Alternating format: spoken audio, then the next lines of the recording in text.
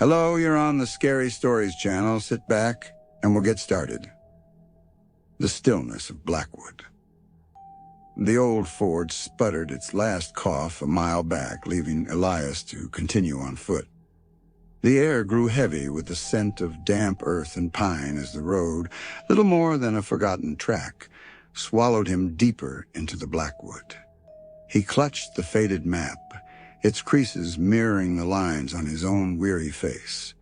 This was it, the isolation he'd craved, the blank canvas on which he hoped to paint a new life, away from the echoing silence of his past. The city's incessant hum had become a torment, each siren and distant laugh a painful reminder of the life he'd lost, the family gone too soon.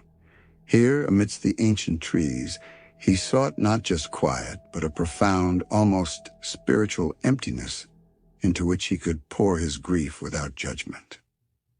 And then he saw it. A house. Not just a house, but a forgotten sentinel, draped in ivy and shadowed by ancient oaks whose branches clawed at the bruised twilight sky. Its windows, black and vacant, stared out like dead eyes. This was the address from the old real estate listing, the one that had been surprisingly cheap, due to its remote location. Remote felt like an understatement. It was utterly swallowed by the wilderness, a relic of a time when brave souls ventured far from civilization. A shiver, not entirely from the chill of the evening, traced its way down his spine. The front door groaned open with a sigh that seemed to carry the weight of decades of unspoken stories. Inside, dust motes danced in the last shafts of dying light, illuminating a scene frozen in time. Furniture covered in white sheets stood like ghostly figures, shrouded secrets waiting to be unveiled. The air was thick, musty, and held a peculiar chill that had nothing to do with the outside temperature. It was the cold of forgotten breath, of lingering sorrow. Elias pulled his worn suitcase deeper into the entryway, the silence of the house swallowing the faint click of the latch. He was alone, truly alone, for the first time in years. Elias spent the first few days in a haze of unpacking and minor repairs. The well water was surprisingly clean, crisp and cold on his tongue, a small victory. A generator, a rusted relic he'd managed to coax to life with a stubborn insistence and a few hours of tinkering, provided sporadic power, a lifeline to the modern world he was trying to escape. He cleared out the kitchen, found a few dented pots, and even managed to get the old wood stove roaring, its warmth a welcome counterpoint to the pervasive chill. The silence of the forest was absolute, a profound, unyielding quiet that pressed in on him, replacing the urban cacophony he'd fled. At first it was a balm, a gentle hush that soothed his frayed nerves. He found himself sleeping deeper than he had in years, the dreams initially peaceful, devoid of the haunting images that had plagued him. But as the days bled into weeks, the silence began to fray at the edges of his sanity, transforming from a comfort into a constant, watchful presence. He started hearing things, soft scratches at the windows, like skeletal fingers tracing patterns on the glass, almost imperceptible at first, easily dismissed as branches in the wind. Then came the creak of floorboards in the empty rooms above him, rhythmic and deliberate, as if someone were pacing back and forth, always in the same pattern, always when he was still. He'd dismiss them, of course. Old house, settling, the wind. He'd repeat these reassurances to himself like a mantra against the growing unease. But the rational explanations began to feel flimsy, like thin veils over something far more unsettling. He found himself instinctively holding his breath, listening, waiting for the next sound. His solitude, once a haven, was becoming a cage. One evening, while reading by the flickering lamplight, a sudden sharp rap echoed from the kitchen. Elias froze, his heart hammering against his ribs, a primal fear seizing him. He waited, straining his ears against the oppressive silence. Nothing. Just the faint hum of the generator from outside, a comforting drone that suddenly felt too loud in the stillness. He slowly rose, snatching a heavy wrench from his toolkit, his knuckles white. Stepping into the kitchen, the air was perceptibly colder, a clammy embrace that raised goosebumps on his arms. On the old wooden table, a single chipped teacup sat upright, though he was certain he'd left it upside down after washing, a habit he'd cultivated since moving in to keep the dust out. He stared at it, his mind scrambling for a logical explanation. Had he forgotten? He was meticulous, almost obsessively so, in his new, isolated life. He tried to laugh it off, a trick of the light, a momentary lapse of memory, a way to dismiss the prickling sensation on the back of his neck.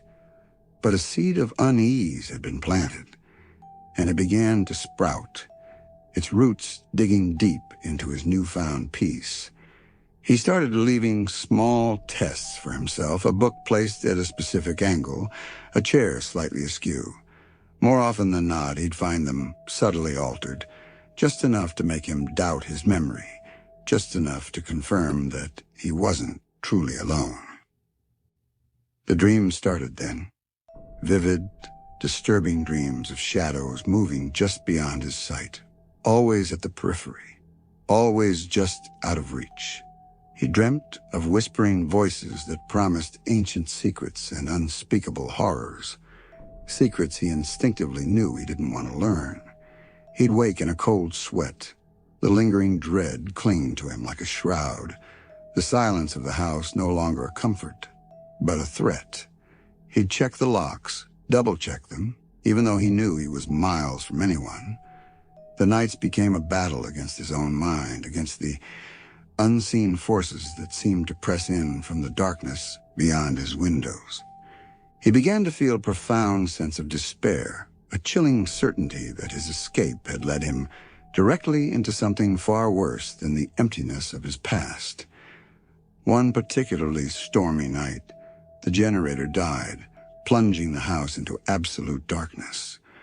The sudden cessation of its droning hum was more deafening than any noise. Elias fumbled for his flashlight, its beam cutting through the inky blackness like a lifeline, illuminating dancing dust motes that now seemed like malevolent spirits. He heard it then, distinct and undeniable, a child's mournful crying, a thin, reedy wail that echoed from upstairs. It wasn't the wind. It was too clear, too sorrowful. He told himself it was the wind whistling through a loose pane, a hallucination brought on by sleep deprivation and the oppressive silence. But the sound was too real, too human, filled with a sorrow that resonated deep within his own grieving heart. He hesitated, his hand trembling as he gripped the flashlight, its narrow beam unwavering. Curiosity, or perhaps a morbid compulsion, propelled him up the creaking stairs. Each step groaned beneath his weight, a cacophony in the overwhelming quiet. The air grew colder with every step, the mournful cry growing louder, more desperate. The crying grew louder as he approached the landing, leading him to the smallest bedroom at the end of the hall. The door, which he'd kept closed and even tried to secure with a piece of wire, was now slightly ajar, a sliver of darkness beckoning him in. He pushed it open, his breath catching in his throat. The room was empty, save for a small, wooden rocking horse in the corner, its painted eyes seeming to watch him. But the crying, though no longer audibly present, seemed to reverberate in the very air, a ghostly echo of profound sadness. And then he saw it. Scratched into the dusty floorboards, as if with a child's desperate fingernail, was a single word: help. It wasn't neatly carved, it was jagged, raw, reflecting sheer terror and desperation. A scream caught in Elias's throat, a raw, primal sound that never escaped his lips, He backed away, stumbling down the stairs, his mind racing, trying to reconcile what he'd just seen with any rational explanation. This wasn't settling. This wasn't the wind. This was something else.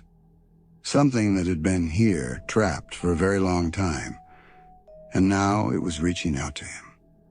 The house wasn't just old, it was alive, imbued with a terrible, silent suffering. He spent the rest of the night huddled in the living room, the flashlight beam clutched in his shaking hand, pointed towards the staircase, as if its weak light could ward off the unseen terror. Every creak, every groan of the old house was amplified, taking on sinister meaning. The shadows seemed to lengthen, to twist into monstrous shapes. He felt watched, judged, as if the very walls were closing in, imbued with a malevolent presence that was slowly, meticulously draining his will to resist. He heard soft, rhythmic tapping from the walls like tiny knuckles, and the faint, unsettling melody of a lullaby, sung by a voice that was both ancient and childlike. He was being tormented, not just by an unknown entity, but by the echoes of a past he couldn't comprehend. Sleep was impossible. As dawn finally broke, painting the sky in bruised purples and grays, Elias made a decision. He couldn't stay. He wouldn't. This wasn't the sanctuary he'd sought. It was a tomb, a living nightmare that would consume him entirely if he lingered. The thought of another night in that house, alone with the unseen, sent a fresh wave of terror through him. He packed frantically, his hands clumsy with haste, throwing his meager belongings into boxes and bags, not caring if they were damaged. The silence of the house felt different now, no longer peaceful, but expectant, almost mocking, as if it knew he was leaving, but also that a part of him would always remain. As he dragged his last box towards the front door, the heavy oak creaking on its ancient hinges, a cold breath, frigid and smelling of damp earth and decay, ghosted across his neck. He spun around, dropping the box with a clatter. Nothing. Just the empty, dust-filled air. But then, on the dust-covered floor of the living room, visible only in the dim morning light, filtering through the grime-streaked windows, he saw them. Faint, ethereal, yet undeniably there. Tiny, bare footprints leading from the fireplace across the room and vanishing into the oppressive shadows of the hallway. They were a child's footprints, impossibly small, perfectly formed in the thick layer of dust, and they were wet, as if the child had just stepped out of a chilling, unseen pool. Elias didn't even close the door behind him. He ran, not looking back, his breath ragged. The unsettling quiet of the Blackwood echoing with the phantom cries of a lost child, and the unspoken promise that the house, lonely as it was far from empty. He stumbled onto the forgotten track, not caring where it led, just away. He never returned, haunted by the stillness, by the feeling of tiny, cold fingers brushing his skin, and the chilling realization that some silences are far more terrifying than any scream because they hold the echoes of those who can no longer make a sound. The Blackwood would remember his flight, and the house would wait eternally for its next lonely inhabitant.